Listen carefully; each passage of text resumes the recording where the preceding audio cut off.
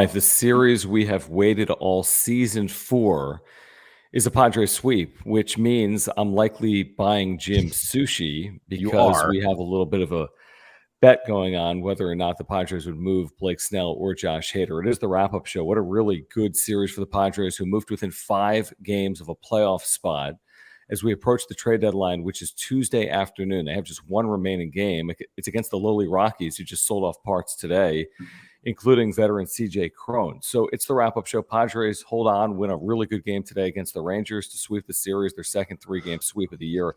If you're here, this is going to be a trade deadline primer. We'll talk about today. We'll get into the needs. We'll get into what is likely over the next 48 hours. Please subscribe. Year-round content for Padres fans. Smash the like button for us. Hit the notification bell. You'll be notified when we have new videos. Follow us on social media at John Schaefer, at Jim Russell SD. If you're here live, if you wouldn't mind telling Padres fans right now that you're with us, we'd love to have more Padres fans with us here live tonight or on replay. If you're watching on replay, if you want to make sure we get your comment or your question here tonight, please click the $ below the chat box. We'll get to every single super here tonight. And thank you for your memberships as well. You can click the join button down below. You'll get custom emojis and badges. And what a start to the show from our buddy Jesse Mendoza. Before we get to anything, before Jim comments, we have to get to Jesse. This is probably the most generous super chat we've had this season. Jesse, we'll get some claps. Jesse, thank you, Jesse. Jesse, awesome. All right, let's read this and then let's get Jim's reaction to this weekend. Jesse, thank you. Seriously, that's incredible. He says, great dub and series. I've tried to become a member, but every time Google puts a hold on my card. All good. This is very generous, Jesse. We truly appreciate it. And maybe this is some of the karma that will push the Padres to a good trade deadline behind AJ Preller, because there's a lot on the line, obviously, Jim, over the next 48 hours, not just in terms of what they do on the field, but the decisions that they make. What do they buy? Do they sell anything? Do they stand pat? It's still a little bit of a mystery with about 36 hours to go.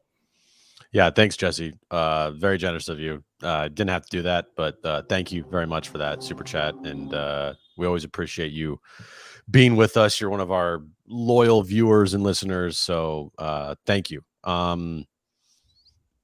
Yeah, this was a series that they absolutely needed. I said it on Friday at Blind Burrow that this series, depending on how it goes, like I felt like this series, after listening to everybody talk about it that was in the know, was going to determine a lot of the direction of this team. If they won 2 or 3, like say they won on Friday night and they lost yesterday and they won today, I still think it's the same mindset after a sweep. But like if they lost 2 or 3, I think it's a foregone conclusion that they're looking hard at trading away Snell and Hader. If they got swept, it was also a foregone conclusion that they're getting rid of Hader, no doubt, and Snell. But a sweep or 2 out of 3, I think is definitely has swayed them. I know that in the Athletic tonight, it was said that they're still fielding offers on them. Like that is a due diligence thing at this point in time in my mind, because they've probably have fielded offers for Snell and Hader for a little while now. But up to this point after this weekend, like you're still gonna, I feel like, have to do it just to see if someone just blows you out of the water. But could you even do? Let's say someone blows you out of the water, you could do it. You can still make that trade. No, they're within a game of 500 if they win tomorrow, and you get blown out of the water, and you're going to move one of these 2 players right now. Well, would there be any scenario where you trade Snell and Hader? Well, I go back to what I said a week ago, Jim. I mean, my opinion hasn't drastically changed. I think the Padres, to their credit, have put themselves in a position where this is doable, but there's work to be done. So, listen, the team they've been for the better part of the last 100 games is still a team that's under 500. Now, have they played better in July? You better believe it. And that's why they're in this position. Can they continue it in August, September? I have no idea. If they decide not to sell, it's a risky proposition. If they decide to sell, there's risk involved there as well, no doubt about it. There is no perfect – I don't think there's a perfect trade deadline necessarily for AJ Preller. There's a risk involved both ways.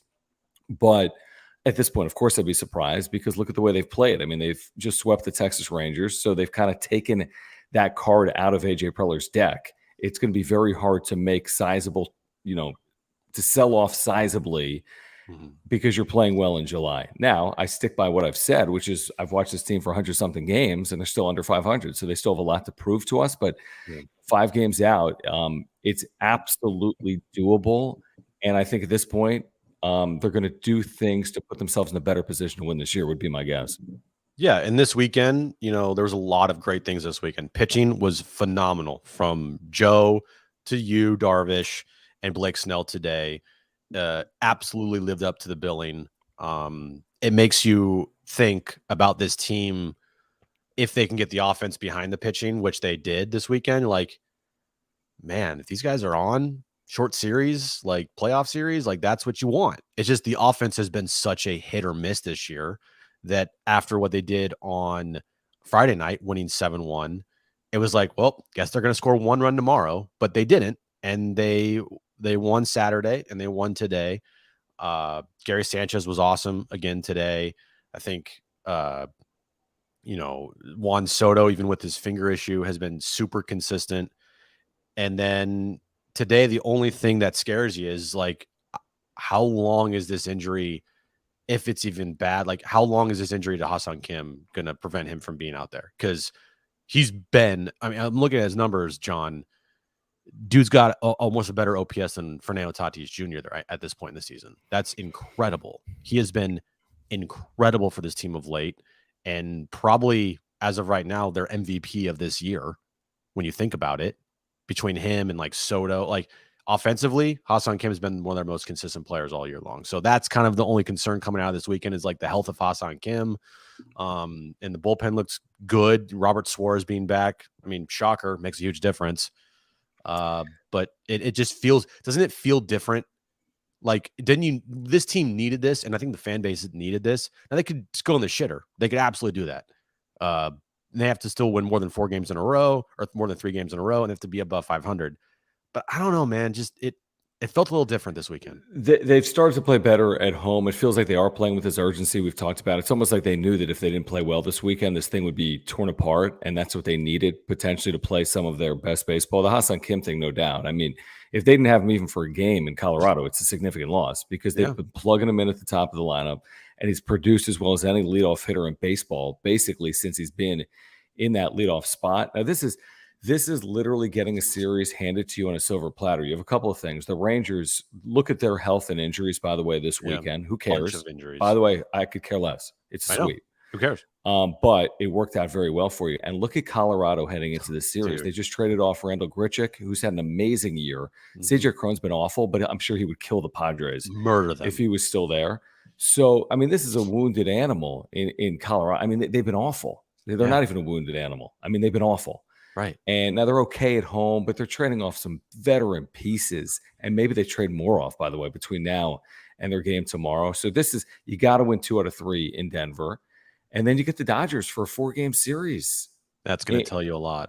Yeah, but of course, by then we'll be past the trade deadline. But it's going to be really interesting. I'll say this, as obviously the way the team has performed is changing Peter Seidler and AJ Preller's thinking. I'd be very surprised, obviously, at this point, if Blake Snell or Josh Hader move. I wouldn't say it's impossible. I'd be very surprised. I'd also be very surprised, Jim, if they move the top 3 or 4 prospect in their organization to get better. That's just how I feel.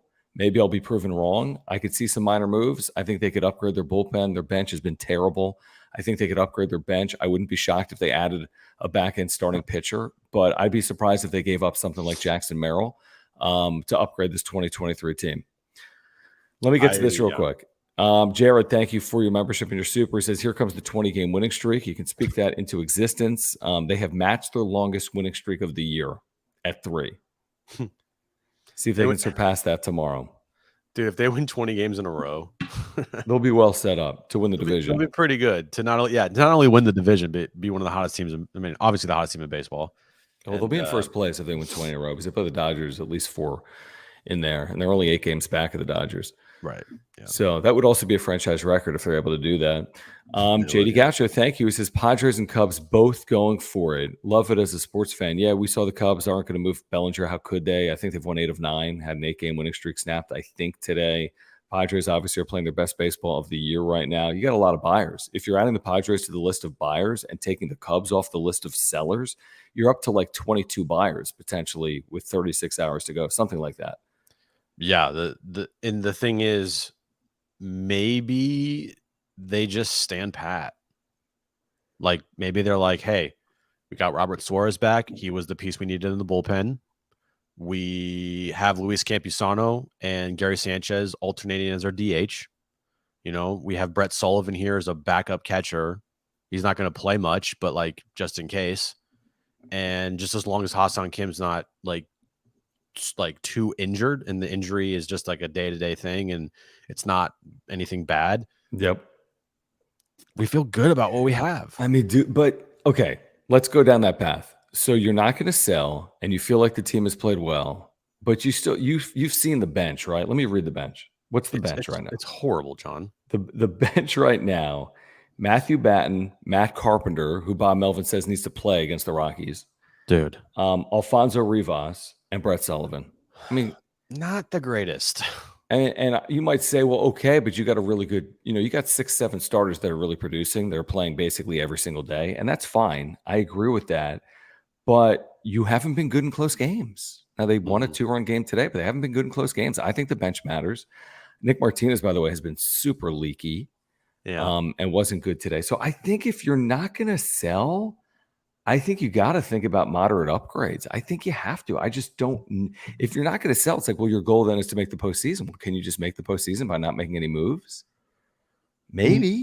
I mean, maybe. I think they can get pieces without trading away a top 5 prospect in the organization. I agree with that. I agree. But that's the thing you wonder about Preller is he going to view this team as still like an all-in situation? So, hey, if I can go out and get, a solid bench piece or a DH, everyday DH, is trading away Robbie Snelling okay? Like, I don't know. And wait, for a bench piece, did you say? For an everyday DH. For an everyday DH. Do we have names that we would be thinking about? The kid in DC, Jamer Candelario. Yeah. You saw they were attached today, and I saw some MLB trade rumors. Trevor Larnach, who's had a bad year, but he's very young with the Twins. I'd be curious to see, what are they most concerned about? Are they most concerned about the offense, or are they most concerned about pitching? What are they? 4th in baseball in runs scored in July. My thing that would worry me is if my starting pitching breaks down a little bit. I've had the Waka situation. I have Lugo innings. And Musgrove, Darvish, Snell have been so good, maybe not as much Darvish, but they've been reliable, that I'd be fearful of what if they have to skip a turn in the rotation? Where are we turning? Mm-hmm. So, like, I would love to have an additional starting pitcher if I was AJ Preller. Yeah, I just would. Because this weekend, this is what you're supposed to do with your 1, 2, and 3. Correct. And you're supposed to sweep. You're supposed to win when you have Darvish on the mound, when you have Musgrove on the mound, and when you have Snell on the mound now. Like, those are win days, and they accomplished that this weekend, which was amazing to see. And they scored this weekend. They didn't have – I mean, there were times where you're like, you guys, what's going on here? Bases loaded, you score 1 run, no outs. Like, what are we doing? But they got the job done. They got pop. They did everything this weekend that you wanted to see them do. The last 2 nights, especially with how the bullpen was set up and how the pitching set it up with going – a combination of Martinez, Wilson, Suarez, Hader. Like, that is so far the best we've seen out of this bullpen and what makes you feel most comfortable all season long.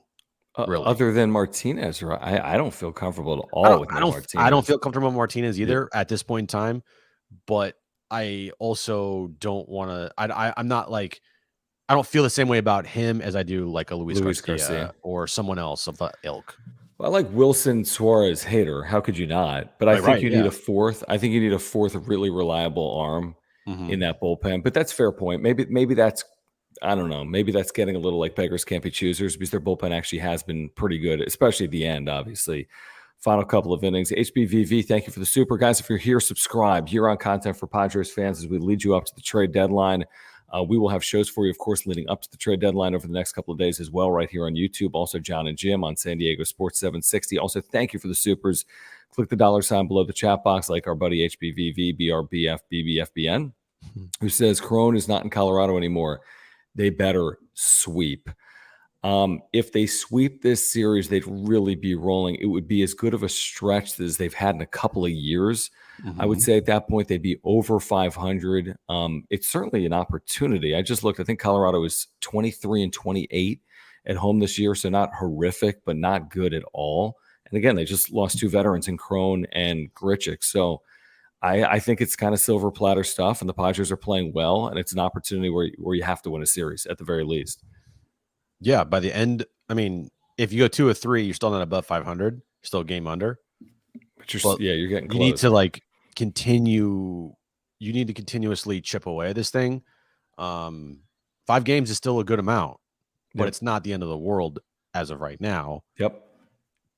You just can't have a stretch where you go 3-7 in 10 games, and the teams in front of you go like 7-3 in 10 games. Like you do that, then you're pretty much saying night. Like you need to play consistent for the rest of the year. I thought about it today, and I thought, I'm like, you know what? Can they have another 3-game losing streak this year?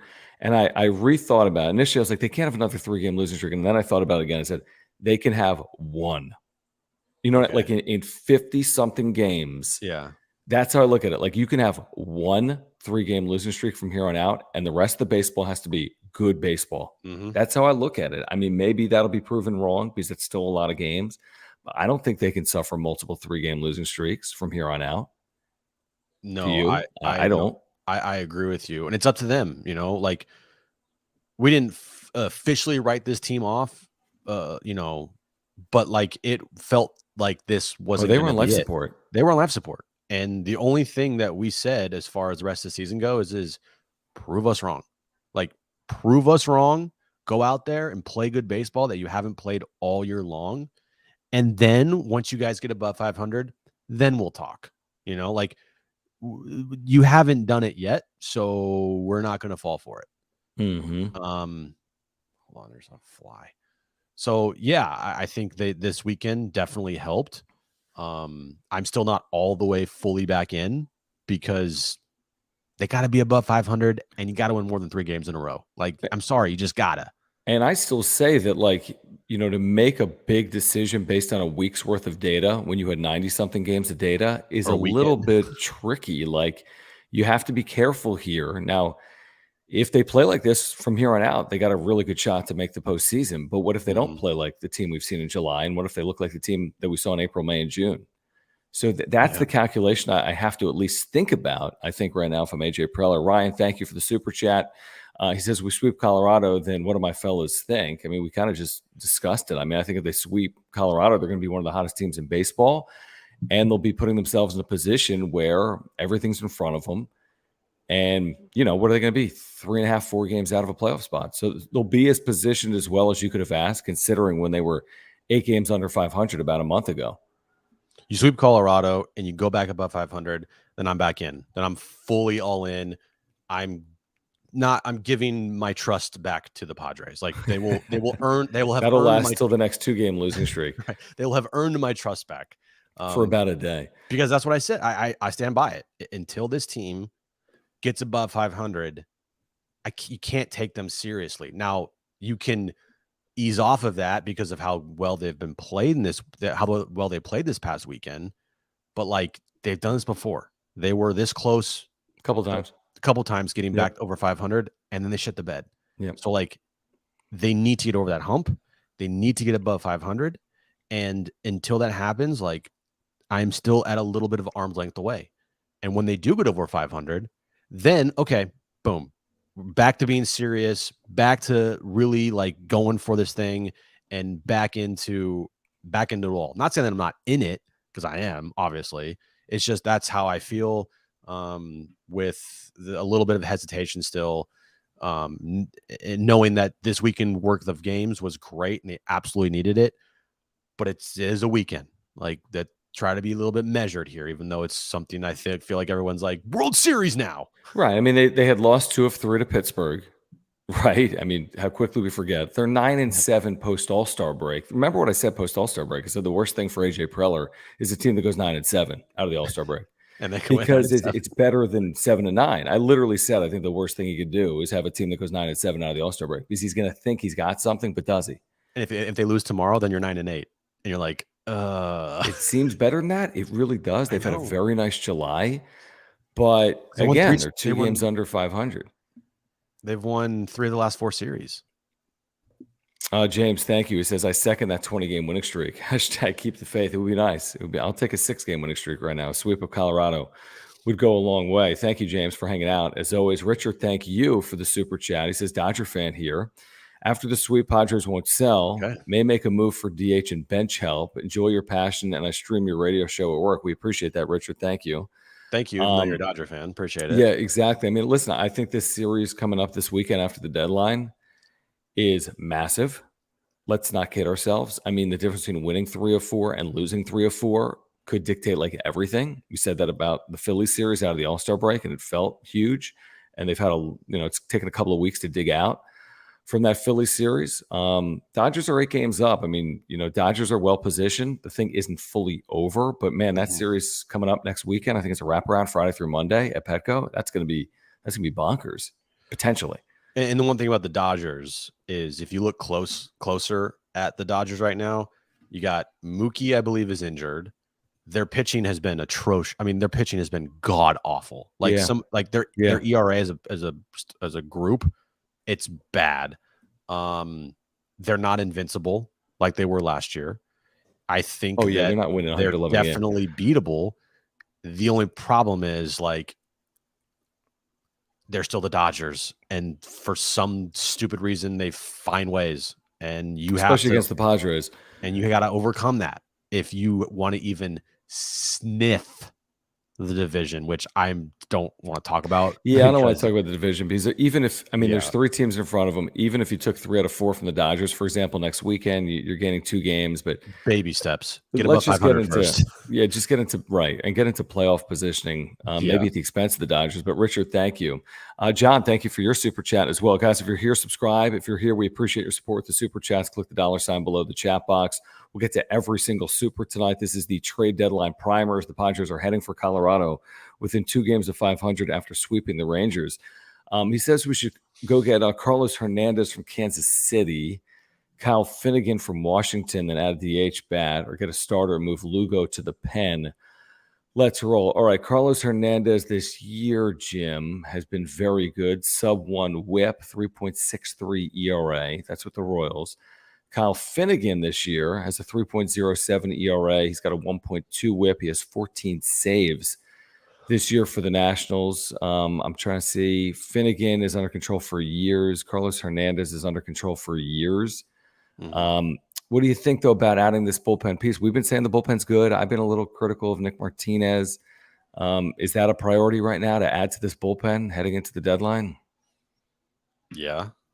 Adding to the bullpen and a bench piece that could be a DH or play in the outfield or in the infield. I mean, that to me, even before the year started or as we got into the year, we talked about it before this team, kind of shit itself, was like they need to get better pieces around the edges.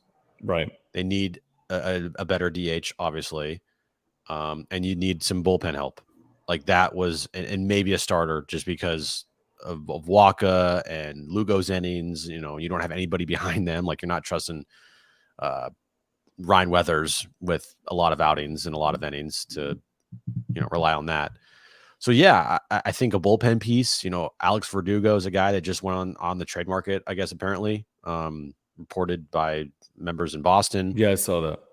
I think there's other pieces out there. Like, this is going to sound stupid, but hey, Tommy Pham is a guy. Like, he's having a good year. You got old friend Brent Rooker of the A's. He's a DH guy, and he's had a great season for the A's. You could look at other pieces, and I know Jim Bowden put a primer out as well, and I was looking at some of these names. And this was like a day ago, but if you look at the position players he had, like Elaine Thomas of Washington, I think is a name that would be definitely helpful here in San Diego. Starting pitching wise, like you got Eduardo Rodriguez, the Tigers, Jack Flaherty's the Cardinals, like they're selling off a bunch of pieces. Jordan Montgomery already got traded. Yep. But there's definitely pieces out there, and it's a seller's market. So, excuse me, it's a buyer's market with a lot of things to be sold. No, it's a seller's market. Seller's market. Sorry. It is a seller's market. Yeah, you got pieces out there that you can go out and get, and I know he loves shortstops. Like, it'd be stupid, but like Tim Anderson's another shortstop out there. Go get Tim Anderson and Tommy Pham and go win the World Series. Cruiser, thank you for the super chat. He says with Kim out, Jake at second, who plays first? Who would they move? Who would play for Matthew Batten? Either Batten or Rivas. Yeah, it's not great. It's not great. Not good at all. And if Kim, it's a good point. I mean, even if it's nothing, I mean, even if he missed a day, 2 days, it's something. Yeah. Even if it's nothing, it's something because of that. I mean, that's a really good point, and that speaks to their depth. Can they overcome an injury to someone for a week? That's not a long time. Can they overcome an injury to one of their, 6 offensive contributors for a week? I think it's a legitimate question because of their lack of depth. And Kim has been so good for this team. I feel like every time I turn the game on, and Kim's done something. Like he's either gotten a walk, or he got a base hit, or he's stolen a base. Like, I felt like this last homestand, and especially halfway through the 10-game road trip, like Ha-Seong Kim was doing everything for this team all the time. He's been amazing. So yeah, if he's out for multiple days, like that sucks, and that does hurt you for sure. Oh my gosh, I was just going to look up, like his July stats have to be just bonkers. They are. Where his splits? Let me just look him up. His July splits, he is at 1,000 OPS in July, 1,004 OPS. Ha-Seong Kim. As a leadoff hitter, I mean, he can't play better than that, I don't think. Just keep playing like that, and you got a postseason team potentially. Delta J Ford, thank you. Now, this is the other side of the coin. He says, I will not be fooled by this team again. That's the other side of the coin. Now, we'll see, though. I mean, you got to see this through. I mean, if they can go to Denver and play well, then, is it being fooled? If they come back home having won 2 out of 3 or more, sweeping that series, then, I mean, you got to ride this thing out. They're 5 games out, and we're 2 days in front of the trade deadline. I mean, who knows what's going to happen? This won't be easy, even if they play well for the next month. This won't be easy. No. But it could be fun if they play well for the next month. That's for sure.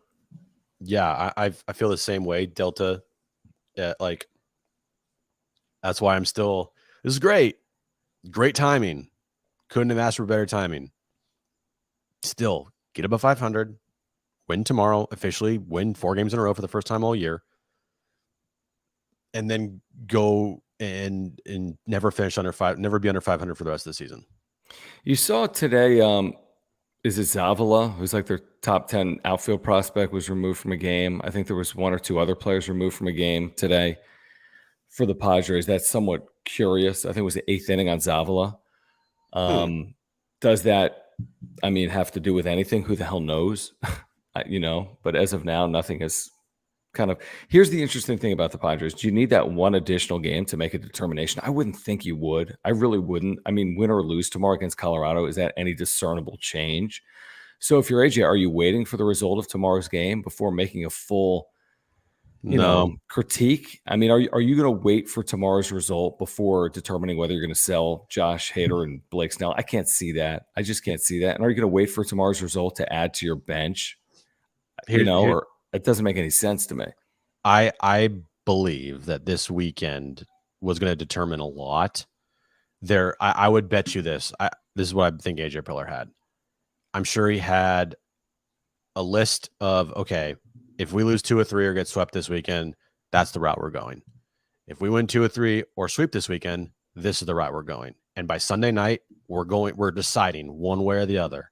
Is it this route or is it this route? And I think sweeping this series against Texas Rangers, they went the route of potentially buying or just standing pat.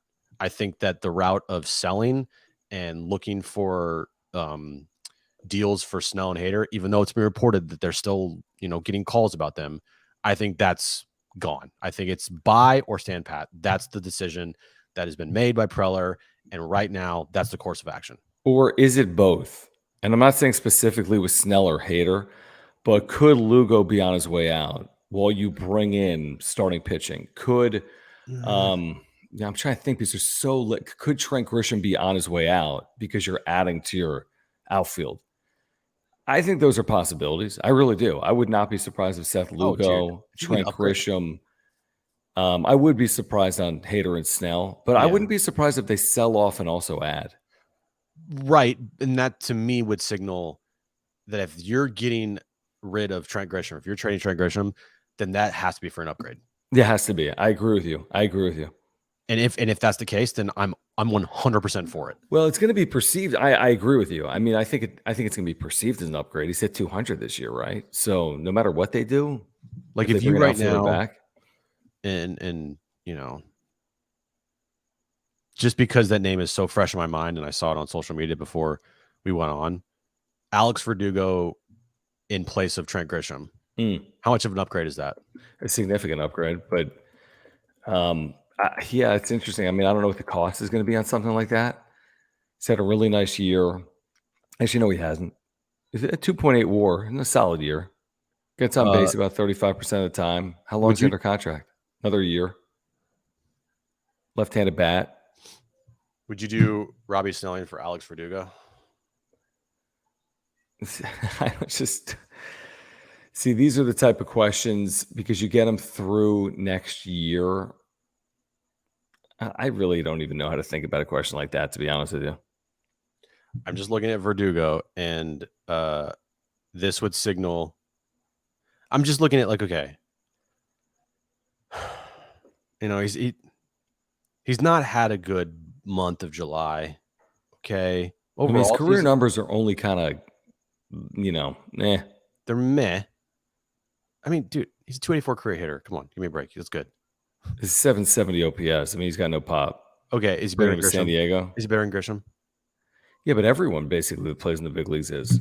Okay, well, if this team has been needing an upgrade over at center field offensively since Grisham got here, no doubt. So go do it. You're saying. So if you have an opportunity to upgrade at that position, and it means Trent Grisham go bye, then do you do it? I think that to me is like a rounding out of the edges, and it's not. I don't think it would be viewed as like another crazy AJ Preller trade again. Like it would to me it'd be like that's a smart trade because you're upgrading a position that desperately needs an upgrade. I don't know. He's owed in 2024. It's arbitration. I don't think it's a huge number. He's making 6.3 this year, so maybe 8, something like that. All right, let's get back to the live chat in a moment. Thank you guys for the supers. We're going to get to every one of them. We know we're delayed a handful of minutes at least. We're probably delayed 15 or 20 minutes on the supers. We'll get to all the supers. Get those in. Please subscribe if you are here as well. We need to remind you that we can't do this without your support. We also can't do this without the support of our title sponsor, Mark Nimitz at Farmers Insurance. He's been with the channel since day one, which is now about 2 years, if not a little more than 2 years at this point, and take it from us. He's a great insurance agent. I've got a homeowner's, earthquake, and life insurance policy with Mark. If you switch your insurance to Mark, he's going to save you $750 or more. Simple as that. And he's a great insurance agent. I had a claim in here in 2022. He saved us thousands of dollars, and he made everything so easy. He just has great service and communication. It would have been a disaster if not for Mark. I'm not kidding. It would have been an absolute disaster if not for Mark, but he took care of everything. He did it for myself, my wife, and my family. So we can't thank Mark enough. He's a San Diegan. He's a lifelong Padres fan. Give him a call. He'll talk to you about the Padres. He'll talk to you about saving money on your insurance. If it's a renewal, if it's a new policy, click the link in the description down below. You get a free quote online or give him a call. Mark Nimitz at Farmers Insurance, the title sponsor here of the Wrap-Up Show. Yeah, all his information always is above my head. mnimitz at farmersagent.com. When you reach out to our buddy Mark, let him know that John and Jim from the Wrap-Up Show sent you. All right, let's get caught up here. Matt, thank you for the super. He says Padres need to sell Ha-Seong Kim jerseys. It's crazy they don't. I didn't realize that. They do. They're in the store right now? Maybe they're all sold out. Maybe. Yeah. But I know they do. Of course they do. They of course. yeah. Hassan Kim. I mean, they have a programmed Hassan Kim chant that goes through the loudspeakers. Yeah. And they sounds like Hassan Kim. They have a Hassan Kim video board like hype thing. They're selling his jersey, yeah. And they're opening next year in Korea. Yeah. So he probably won't be traded. Jesse, thank you for the generous super again. He says, can we please talk about how Kim has progressed over the past few years? It's incredible. Yeah, he couldn't hit velocity his first year, and then he struggled to hit velocity last year, and now he just hits basically everything, and he's got a good eye, and he gets on base, and he runs, and he plays three positions. Second, short, and third. I mean, the guy's like a mini everything. I don't know why mini. I'm saying like he's like a MVP light player this year, to be honest with you. Across baseball is what he's done this year. And me personally, his first 2 years, I completely wrote this guy off. Like I just Hassan Kim, like, give me a break. His first 2 years were not good, especially his first year in the big leagues. Last year, he showed moments, but overall wasn't good. And the start of this year was like meh.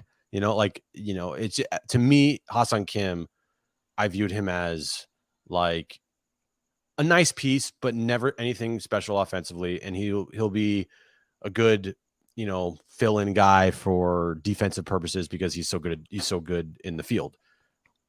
And always the thing with Hassan Kim was if he could ever hit, he would be viewed as a super valuable player.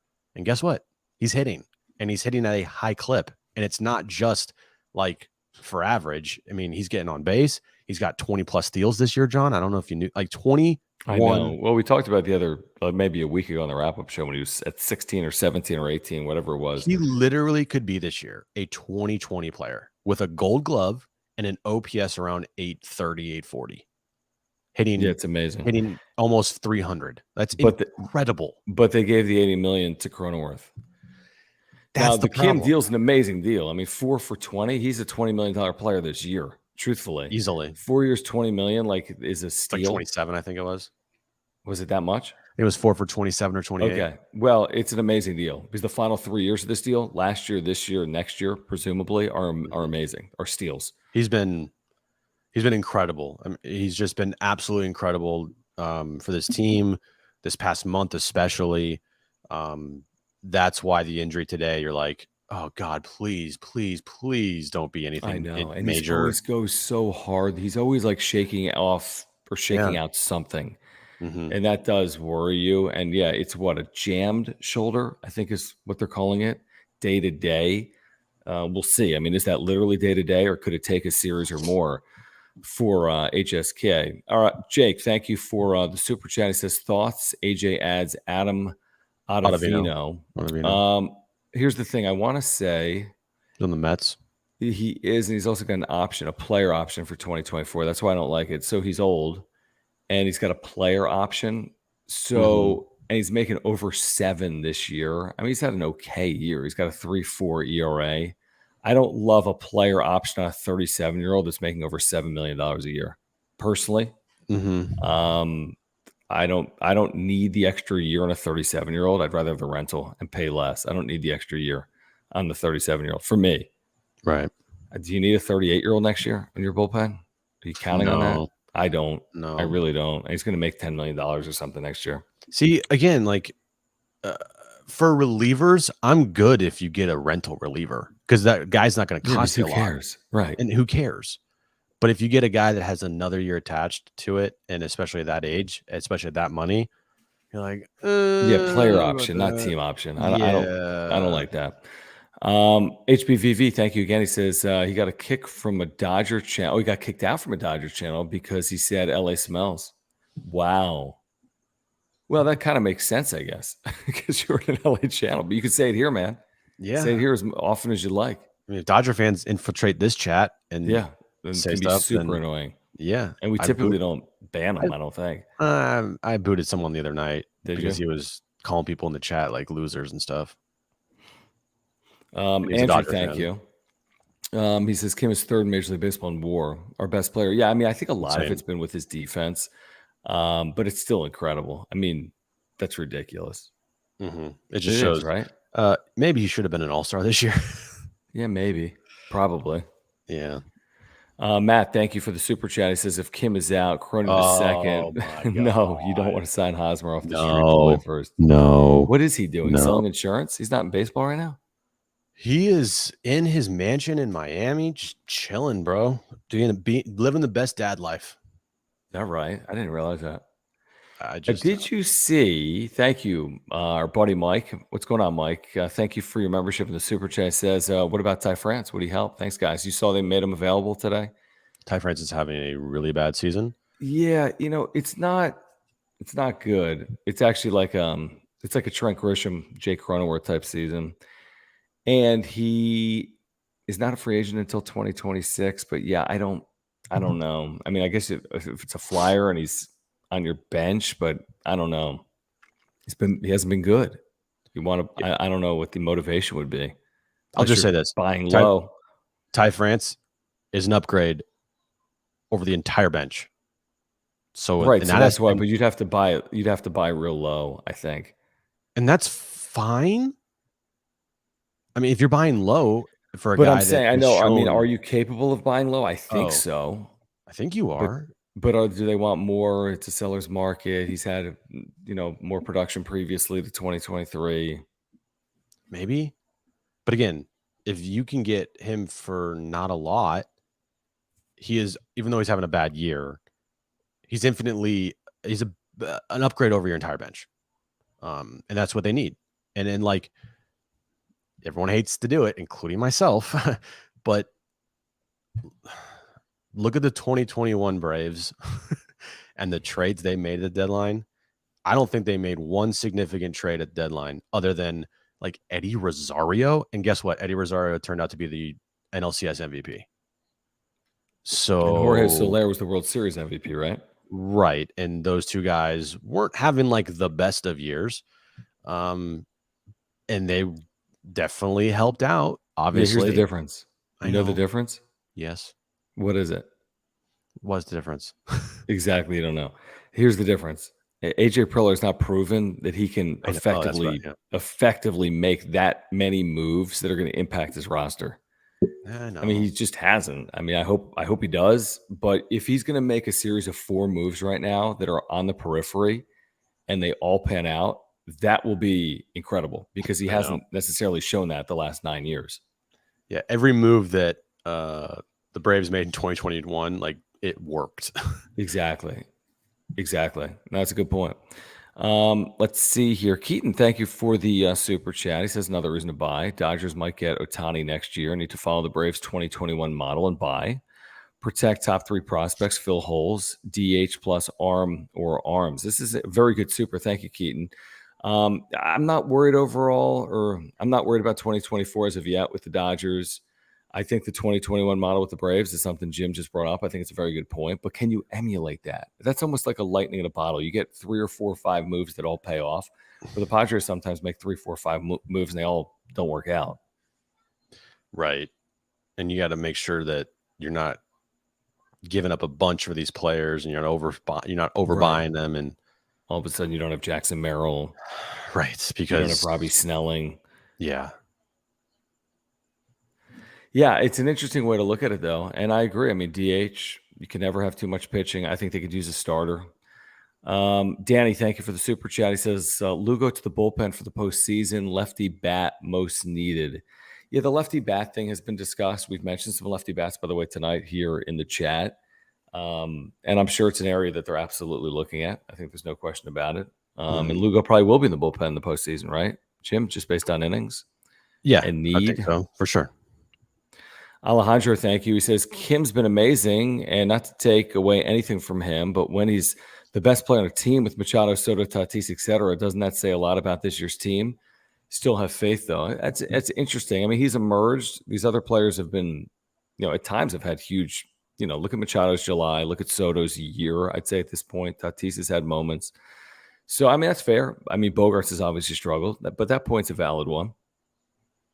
I think I would say if you told me Hassan Kim had these numbers at the beginning of the year at this time and he had the WAR that he had, I'd be like, holy shit, this team is 30 games over 500. Right.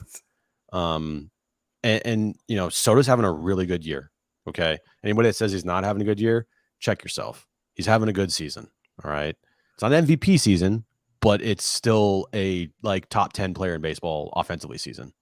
Tatis has dipped, but his production, he's going to hit close to 30 home runs and drive in close to 90 RBIs potentially and have close to 30 stolen bases. Still a good year. Yeah. Manny sucked for the first 2.5 months of the season, and he's going to have his maybe not his OPS numbers or his average numbers, but he's going to hit 30 home runs and he's going to have probably 90 RBIs, something along those lines, right? So, the only player of the big four that's going to have a significantly worse season than they've had in their careers is Xander Bogaerts, unless he gets crazy hot. Yeah, I think you're right. I agree. It's weird. We've talked about it. It's like, hey, wait, Tatis has been pretty solid considering the circumstances. Soto, Machado have been very good as of late. The bullpen, the starters, and they're still 2 games under 500. But again, they are playing a lot better right now in July. We're going to get back to the chat in a moment. If you're here, please subscribe. If you're here, we appreciate the supers. Just click the $ in the chat box down below. We need to remind you about one of our partners here on the wrap-up show. They've been with us for the better part of the last 2 years. Great company, Aura, plant-based nutritional products. Their co-founder, Will, is a huge Padres fan, a native San Diegan. This company's office is right here in Liberty Station in San Diego. If you're looking to get healthier, you need to turn to our friends at Aura at ora.organic or click the link in the description down below. They have amazing products like the probiotic I've taken every day for 18 months. As good of a probiotic as you could possibly ask for. Amazing for digestion. If you have any digestion issues, heart health, mental clarity, you should be taking the probiotic from Aura. They have pre-workout supplements, omega-3 oils. If you're taking a fish oil, you can take the omega-3 oil from Aura. Proteins for after workouts, sleep pills, immunity pills, something for everyone. You can shop at ora.organic as you watch or listen to the wrap-up show, or click the link in the description down below. But again, if you're looking to get healthier, yourself, your family, your friends, whatever it is, plant-based products from our friends at ora.organic. Yep, go there right now, www.ora.organic. Pick up some supplements. If you're thinking about getting healthy and you want to start taking some supplements, you don't know where to go, the best place to start is Aura. They're all plant-based, organic, cleanest on the market. Go there right now, pick up some stuff, and you'll thank us later. All right. Thank you, Aura. Thank you guys for hanging out. Please subscribe if you're here. Trade deadline primer. Padres over the Rangers on their way for Denver. They'll open a series on Monday at 5:40 Pacific, I believe. Thank you, No Name, for the super. And he says, anyone that thinks Soto is disappointing, look at his road splits. They're above his career averages. What's interesting about this point is I've talked about this a lot. Ballpark factors. Petco has not been a good hitter's yard. It's changed a little bit here, obviously, in the summer months. Surprise, it's warmer. But that's interesting that he's been very good on the road as opposed to at home. I mean, his OPS is 100+ points better than Ha-Seong Kim, and we're pretending like Ha-Seong Kim is the greatest player in baseball history. So Juan Soto's had a nice year. No matter what anyone said, I don't care about road splits or home splits. It's just put it all together. He's got a 930 OPS or something near it. That's a good year. Yeah, overall, Soto's had a really good year. The first month and a half of the season was not good. I was the first one to call him out for it. And, he'd probably tell you the same thing. Like, I need to be a lot better. And he became a lot better. He's an all-star. He's deservedly an all-star. He's top 5 in OPS in the league with a bum finger. Right. So he's had a really good year, and he bounced back in a huge way after the first month and a half of this season, which was just god awful. I think that's probably a stretch. Was it his first month and a half? It was that bad. It was that bad. I mean, he's 7th in baseball in OPS, and he's 2nd in baseball on base. So it couldn't have been that bad to get to top everything 2 and top 7. Everything besides his on base percentage was dog shit. I'll trust you. All right, back to that one. Homie's Garage, thank you. He says, who was the last player that we traded for at the deadline and made a big impact other than Soto? I don't think Soto really made a big impact last year. Now, I think he is right now, to your point. Okay, the last big impact player at the deadline was big impact. Mitch Moreland. No, that was huge. I mean, you're right. Preller, first of all, there hasn't been many opportunities to make like that trade for a guy that can make a huge impact, right? Didn't really do it in 2021, even though you traded for Adam Frazier and he could have made an impact and he didn't. Last year, all the trades that he made, Bell didn't really have much of an impact. Drury, not much. I'll say this: Josh Hader. There you go, Josh Yeah, that's Hader. a good one. Josh Hader last year, he might have struggled Oh, to start, you think? Yeah. but his September and his October were pretty Huge. close to perfect. Other than not being used in the Phillies series, but that was not his choice. Oh, and Tim Hill. They Padres traded for Tim Hill too. He's been good. Yeah, nice serviceable piece for a number of years. Yeah. Not Josh Hader caliber, obviously. Right. But yeah, it's like interesting. Offensive pieces, none. Other than Soto, none. Fernando Tatis Jr. was a decent deadline trade. Okay, you know what I mean, 17-year-old. You know what I mean. It was. No, like to impact you that year. Yeah, well, they've only been buyers the last 2020, 21, and 22, right? 19, 18, 17, 16, 15, they didn't buy. Right. At the deadline. Right, at the deadline. So they've been buyers the last 3 years, and we'll see what happens here on Monday or Tuesday. I mean, we are less than 48 hours out. Could happen right now. Could. I mean, I haven't been on Twitter. Does anything happen? No, because I think everyone in the chat would tell us. Probably true. But, yeah, I don't know. Is it going to be a flurry, Jim? What's your over-under? Total moves made by AJ Preller. And is it all going to come Tuesday because they're waiting for Monday's result because they want everything they can possibly have before making decisions? Are they 1 under or are they 3 under heading into the deadline on Tuesday? Do they need to know that? I wouldn't think they do. Well, I put the over under at 1.5 and I took the over. Yeah, it's going to be. Yeah, I agree. I think we'll make multiple trades. Say 2. I don't know what the pitching matchup is tomorrow, but I'm assuming it doesn't matter, and the Padres should be a favorite and a heavy favorite. Lugo Gomber. Gomber's been awful. He's got a 5.8. Lugo's got a 3.6. So they'll be, they might be close to minus 200 tomorrow in Colorado, looking for their first 4-game winning streak since like the Reagan administration. It's been a while. It's been a minute. It's been a minute. Let me read what Dennis Lynn said, by the way. Because we kind of buried this. He says, while league sources early Sunday evening said the Padres were still listening on Snell and Hader, there was a growing feeling around the industry that San Diego would hang on to both pending free agents through Tuesday's trade deadline. President of Baseball Operations AJ Preller maintained high asking prices for either pitcher, and it seems safe to assume a third consecutive victory over the Rangers would not significantly lower his target. And then he goes on to say this. This is the great qualifier. It's like a conference realignment line. Yeah. But at this time of the year with this particular club, it's safe to assume next to nothing. Yeah. Dennis Lynn in The Athletic. Let me ask you this, John. If you were in charge of this team, if you were the GM right now, after this weekend, you sound like Pedro. What would you do? So if John was the GM, I didn't even see this. I love this, Pedro. Thank you. It says, if John was GM, what moves would he make? You have carte blanche from Seiler to move anyone. Soto, Hader, or Snell. Great show, guys. Don't ban me. Well, obviously, I'd never advocate moving Soto. I'd listen on Hader and Snell. I think at this point, if you move one of those two, you're basically risking 2023 in the clubhouse. But I'd add starting pitching. Starting pitching. Because I think they'll need it because of the Waka situation, because of Lugo innings, and you're basically asking for everyone to be healthy from here on out. So I'd add starting pitching. I'd add bench depth pieces, and I think I can do that affordably. And, I mean, if I could upgrade at center field, I'd love to do it. But I want back-end starting pitching. I want more depth on my bench. And if I can upgrade at center field, that's what I'm doing. I think I have enough with my bullpen because of Wilson and Suarez and Hader, others, Martinez, if he pitches effectively. I'm not rocking the boat. So, I'd make a couple of calculated moves. I wouldn't make any crazy move and trade any top 2, 3, 4 prospect in the organization. And I'd count on the team that I have in the clubhouse to play the way they've played in July. But, I wouldn't make some massive trade that alters everything. That's for sure. How about you, Jim?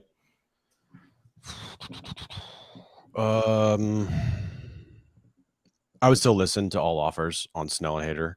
I would. Yeah, it doesn't hurt. And if something blew me away, if someone offered like their first, second, and like fifth ranked prospect in their organization, and like two of them were top 50, I'd be like, shit. You just go punt on 2023.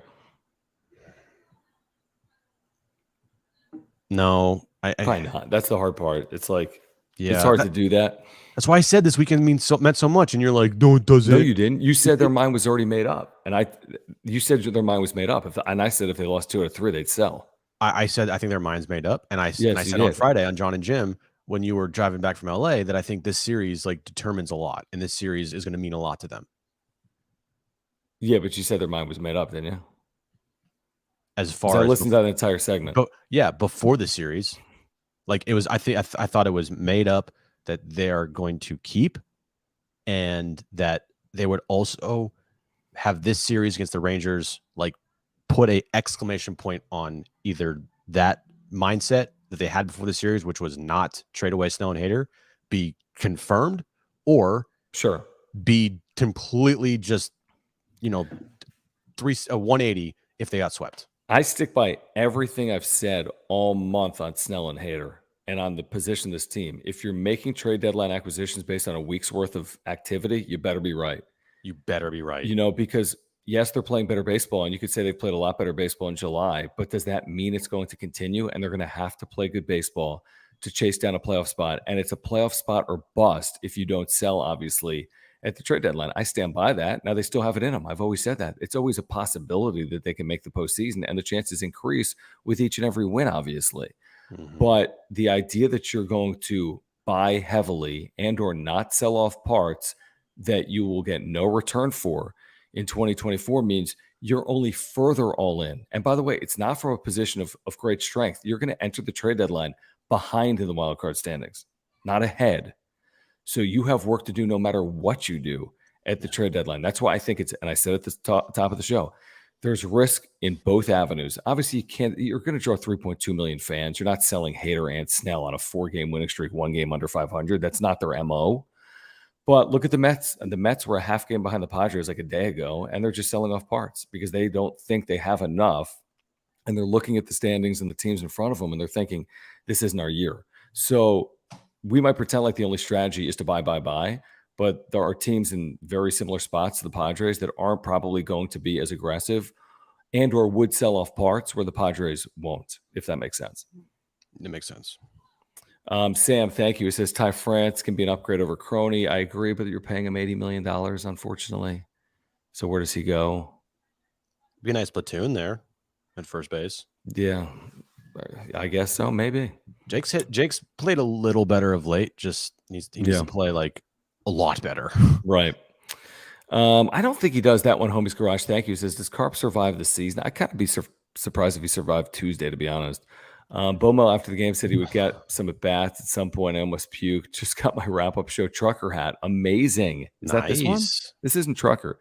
But by the way, this is down below. This wrap-up show cap. Click the link in the description down below. I think it's a tagged product, whatever that means, on YouTube right now. If you want this wrap-up show cap, you can pick it up. It is down below. Thank you. That one, Homie's Garage. Very cool. Thanks, man.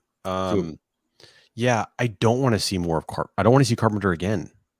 Like, I'm sorry, but this is it. This is done. They should release him, and maybe they're waiting. Maybe they're trading for somebody, and then they're going to release him. Like, that's the corresponding move. I don't know. Probably. I don't think he's got more than a day or two. Guys, Underdog Fantasy, the best and easiest place to play fantasy sports. If you are here, if you're looking at a place to play fantasy sports, do it with Underdog Fantasy at underdogfantasy.com or on the Underdog Fantasy app. Use promo code PODSWRAP, PADSWRAP, get a 100% deposit match up to $100. If you're doing the daily drafts, they have Major League Baseball drafts going on for tomorrow right now, starting at just $3 per draft. You draft or auto draft. They take care of the rest. There are no waivers. There are no trades. Then they have the daily pick'ems going on as well, going on right now. You can do higher and lower. You can do rivals. They have something literally for everyone. They now have in-game going on as well. So if you're looking to do pick'ems, you can do it right now. Again, at underdogfantasy.com. Pick a couple of, you make a couple of plays right here. I don't know who these people are because I don't know what sports these are. Where's baseball? Here's It's there baseball. somewhere. There we go. But it's as simple as this. I mean, hires are lower. You pick 2, and $20 pays $60. You can pick up to 5, by the way, and then 20 pays, more and more and more. The more you get correct. So check it out. UnderdogFantasy.com. Use promo code PODSWRAP, PADSWRAP, and again get a 100% deposit match up to $100. Again, a 100% deposit match up to $100 at UnderdogFantasy.com or on the Underdog Fantasy app. All right. That might do it, Jim. But we have a couple more supers that have come in. Also, by the way, before we leave here, if you haven't already, just hit the like button. We have a bunch of people watching. We had over 450 people watching. So just hit the like button. That's all we ask. No, hit the subscribe button too. Well, that too. But, hitting the like button definitely helps us out. So hit that like button and subscribe to the channel. And, we would appreciate it. And Jim doesn't know this yet, but we will do a Tuesday trade deadline show on Tuesday morning. Time TBD. We will do a Tuesday trade deadline show on Tuesday morning. And if Jim can't do it, then it'll be me and Ben Fadden. All right, HBVV, thank you for the super. And of course, we have a show tomorrow night as well, following Padres Rockies. HBVV says Snell liked a meme of him and the Wolf of Wall Street. Right, I'm not going anywhere. Seen when Leo stays, he loves and doesn't want to leave San Diego. Need to extend him if we make the postseason. Now, that's an interesting conversation. The extension conversation on Blake Snell is a really interesting conversation. And that's only going to pick up steam. I mean, he's had like the best 13-start stretch in baseball history. It's been amazing. Whatever it's worth. It's like the best 13-start stretch ever. I'll say this right now, regardless of how he finishes the season, even if it's a Cy Young, I still don't want to give him an extension. I still don't. I just wow. I don't. I just don't. I think that you if you get this Blake Snell for the rest of the year, you say thank you and move along. Like, glad we got that Snell while he was here. You don't want to give him 6 years, 200? No. And something like that. And here's the thing: there will be a lot of recency bias with a lot of people regarding Blake Snell. And let me just remind you, everyone hated him.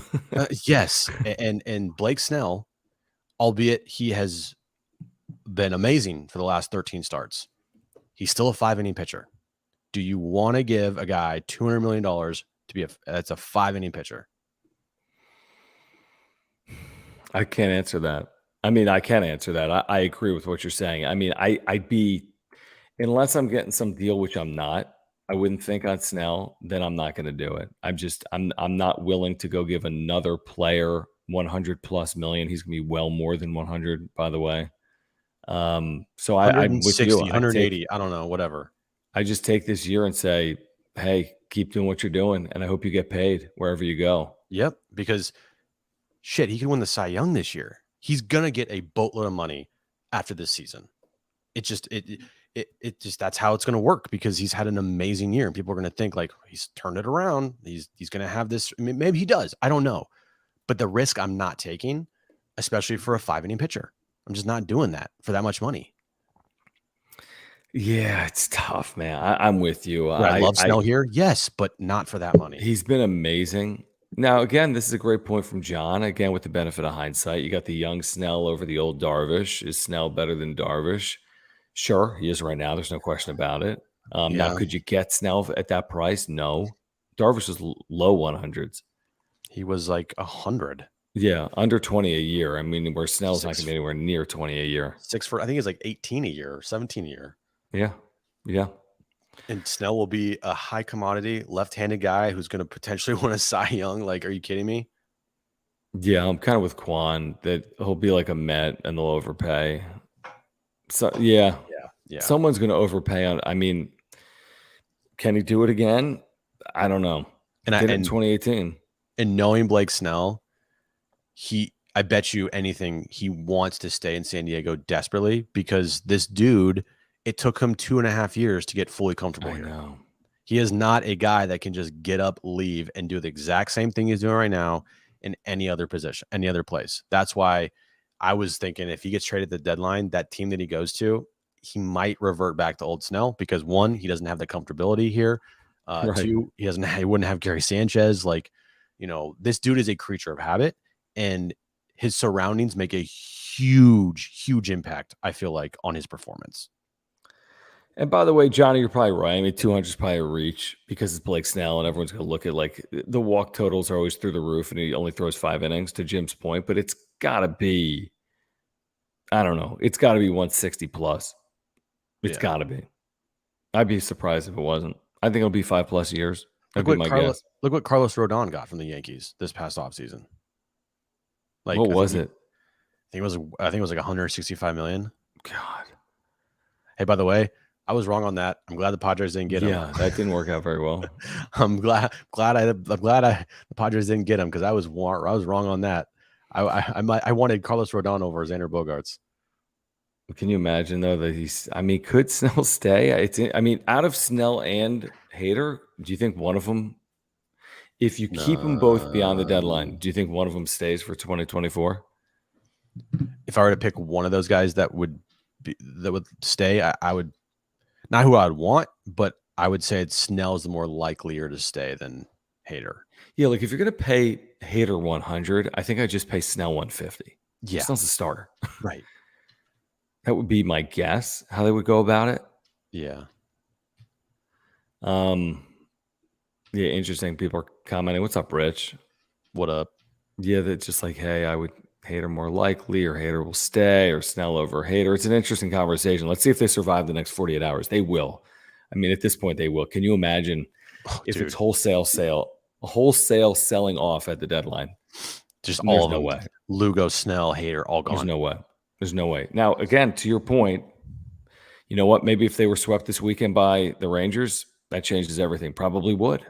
All these games matter. And to their credit, they waited and waited and waited. Mets started selling off a few days ago, right? Rockies have been selling off. Why wouldn't they? Cardinals have been selling off. Why wouldn't they? Padres are waiting. What kind of team are they? Are they a playoff team or not? They're waiting to find out. We'll see.